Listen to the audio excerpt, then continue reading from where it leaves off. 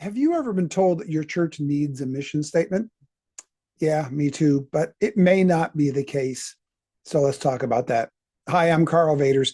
And in this talk, I want to share with you why it is that big churches and small churches don't just approach mission statements differently, but in fact, they approach it from opposite directions. This is part of a longer talk that I do called A New Way to Look at Vision Casting.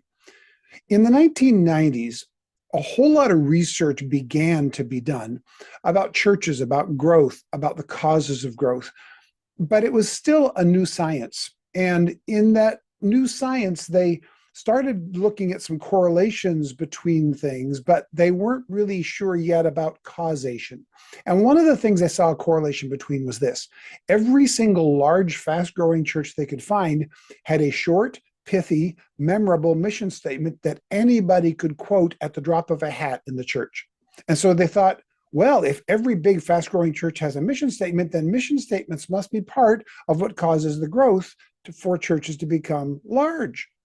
You've got correlation, but it turns out they had the causation wrong.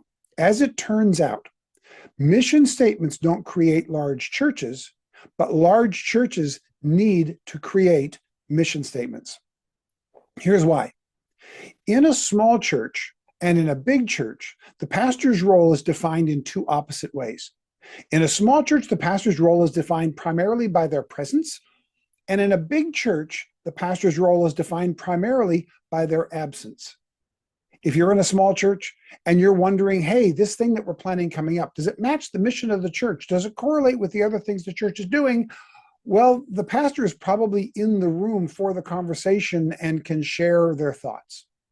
But if you're in a really, really large church, even a lot of the planning meetings you're in for departments and so on don't have the pastor in the room. So if you want to know, does this match the mission of the church?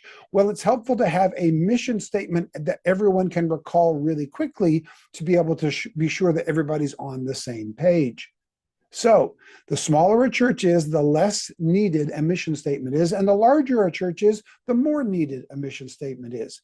But I've never seen a situation where a mission statement causes a church to grow, and I've certainly never seen a situation where a mission statement causes a church to be healthy.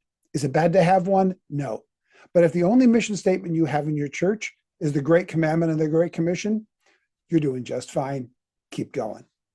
For more information about this and other session titles like this that I can present at your pastor's seminar, a webinar, or even a multi-day workshop, go to carlvaders.com/speaking. You'll also find more video clips there, a menu of other sessions that I have as well, and a way of contacting me if you're interested in having me come and speak to your group.